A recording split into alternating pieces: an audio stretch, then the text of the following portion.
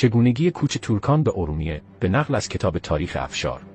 کتاب تاریخ افشار اثر میرزا رشید افشار، معروف به ادیب شعرا، از بزرگان ترکان افشار می باشد که در تاریخ 1294 هجری قمری یعنی 150 سال پیش نوشته شده است.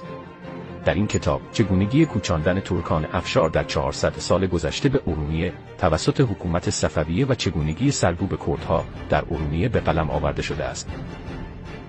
در صفحه زیر از کتاب تاریخ افشار به حکومت کردها بر ارومیه قبل از کوچانده شدن ترک‌های افشار به ارومیه اشاره شده است، یعنی 400 سال پیش.